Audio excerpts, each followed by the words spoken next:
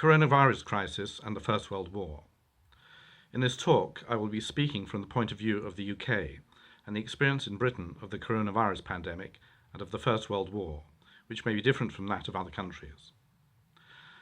Some national leaders, such as the President of France, Emmanuel Macron, have stated that the coronavirus pandemic was a war. In many ways, this analogy holds good, in that one can make many parallels, in particular with the 1914-1918 World War.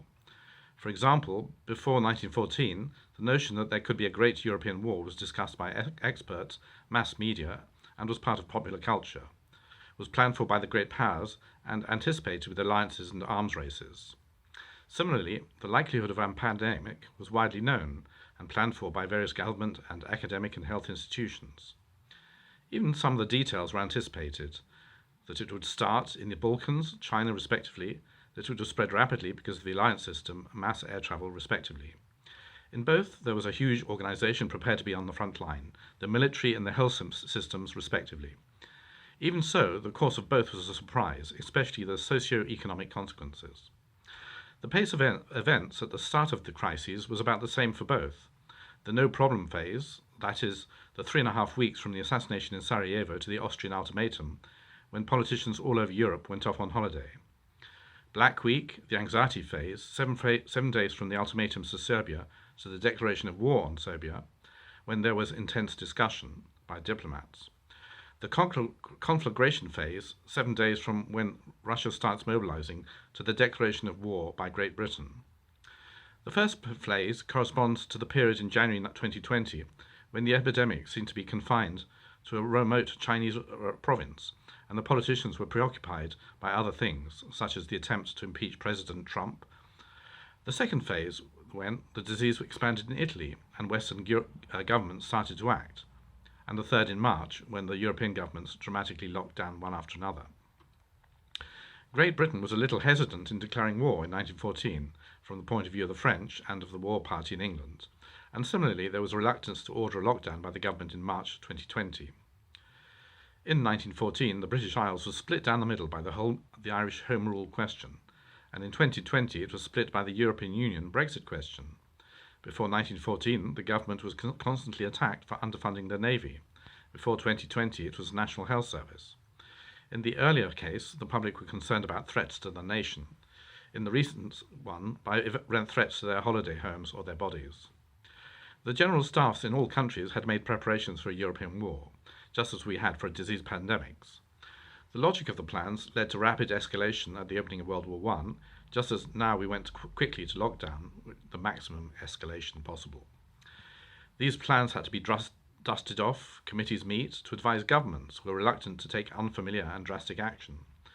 Politicians then did not understand military affairs then, or science now, so there was a lack of communication, and the politicians did not have the arguments to push back on the experts, who then drove the decisions.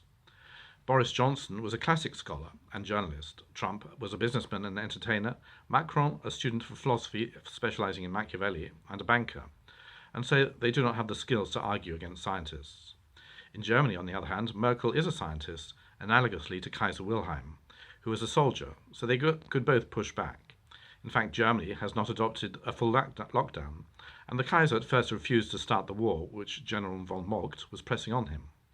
This refusal only lasted a few hours, of course. It is notorious that in 1914 the military plans on all sides were fundamentally flawed because of a huge error, the assumption that the offensive was superior to the defensive, when the opposite was in fact the case. Identically, there seems to be a fundamental flaw in the assumptions about the epidemic. The infection fatality rate seems to have been greatly overestimated. Just like the military, who, instead of determining the truth of this assumption, kept repeating the same futile offensives with millions of unnecessary casualties. So now, 4 months on, there is still no clarity on the truth about the epidemic.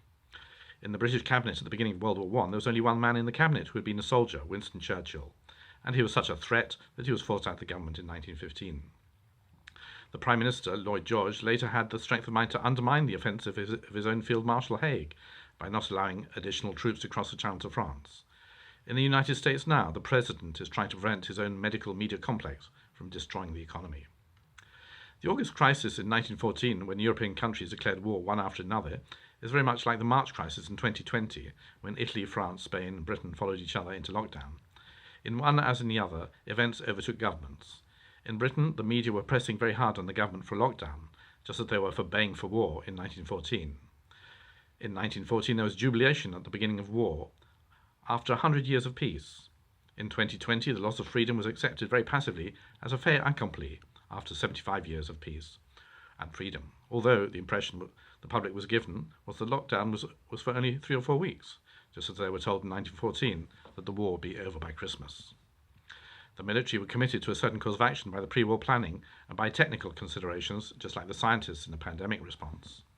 This limited the options drastically. In particular, the need to mobilize and attack as early as possible, both militarily and medically, meant that the more drastic measures were preferred, and there was not time for debate. The mass media in each case magnified the panic, so that the worst-case scenario transpired. In both cases, it was unnecessary. In World War I, because of the superiority of the defence, countries were not vulnerable to attack, and therefore did not have to attack first.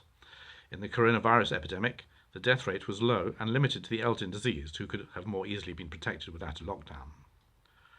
As the crisis unfolded, it was not clear to the participants or observers in what phase we were in. In March, the UK shifted strategy, fatefully from containment to mitigation to suppression, but this was not fully apparent at the time. Just as the politicians did not realise that announcing mobilisation was tantamount to a declaration of war, the lawyers, financiers and journalists who make up our political class could not appreciate the significance of changes in managing the epidemic. There is a well-known book about the outbreak of World War I called The Sleepwalkers, and that title also expresses well how we drifted into a world lockdown. Just as the great powers had constructed by 1914 a security system which turned out to be a trap, which operated too fast for government institutions to control, so our overreactive and controlling administrative media system turned out to be a trap which has closed on us before we had time to think. Certain military leaders had a clear plan, such as the head of the German General Staff, General Helmut von Moltke, but the political leadership, such as the Kaiser himself, could not fully accept or reject or even appreciate the significance of the plan, so events passed out of the latter's control. In addition, if the political leadership were not fully on board, it was difficult to fully implement the plan, and in fact the Kaiser went on to interfere in the Schlieffen Plan. Something very similar seems to have happened in the UK in mid-March, when the strategy shifted from mitigation to suppression by lockdown. The government could not understand or fully accept the scientists' plan for herd immunity, so it was panicked by the media unconsciously into a new strategy. Decisions were not made with the full consequences in mind, but hurriedly as short-term expedients to answer immediate pressures.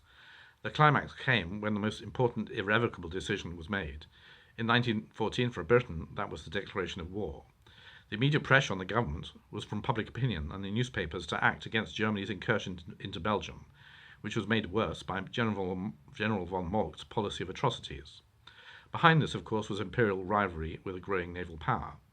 In mid-March 2020, the immediate pressure was also based on sentiment and images conjured up by the media. The evil of herd immunity was the equivalent of the image of the Hun bayoneting babies to vilify the peace party and to give the war party the upper hand. So the medical military faction won over the people economy faction. Once war or lockdown begins, a new phase begins with new laws of nature which prevents reversal and inexorably follows its own perverse logic. In World War I, the seemingly inevitable endpoint was social collapse and revolution on one side or the other. In the Corona War, it may be a lockdown revolt. In the US, the lockdown revolt seems to have started very quickly. There, the war party, so to speak, did not quite achieve hegemony. Neutral Sweden, now as then, is criticised for not joining in the war. The US has a chaotic government, whereas the Swedish have a strong authoritarian one. Interestingly, the British government was overthrown in 1916 using a supposed shortage of munitions as a pretext. Similarly, supposed shortages in protective clothing and ventilators is constantly used to attack the current government by the media.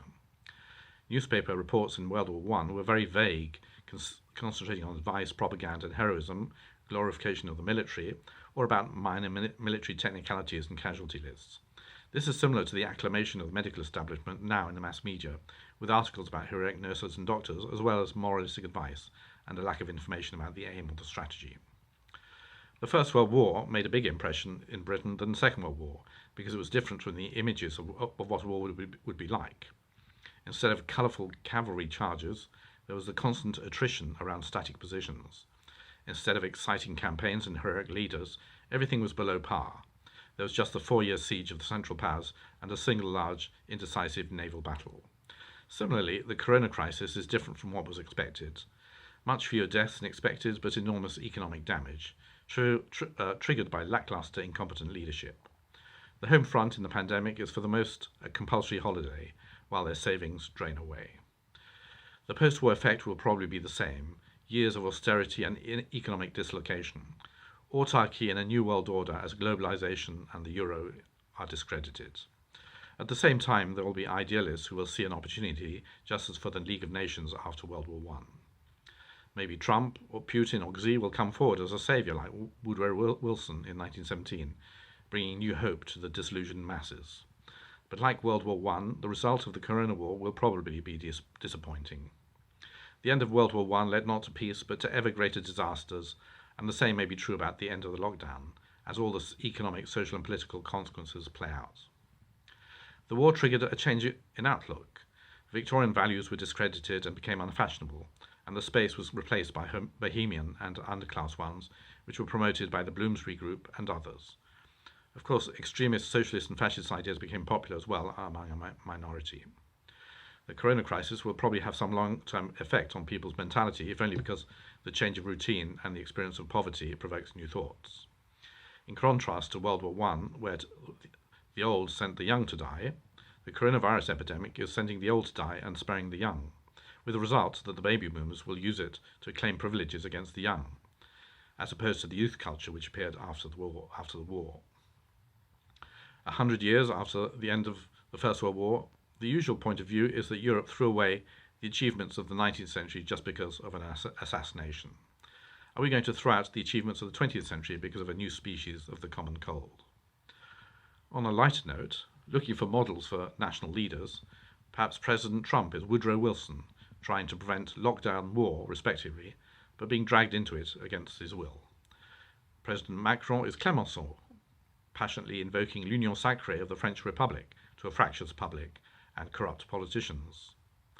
Chancellor Merkel is Emperor Franz Joseph, the aging monarch presiding over a successful but declining empire.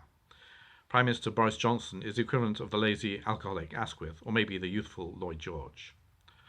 He has not shown the latter's drive in this crisis, although he is a firebrand like Lloyd George. His hairstyle is similar, though. President Xi of China is maybe the equivalent of Kaiser Wilhelm, on whom NATO will affix war guilt and extract reparations.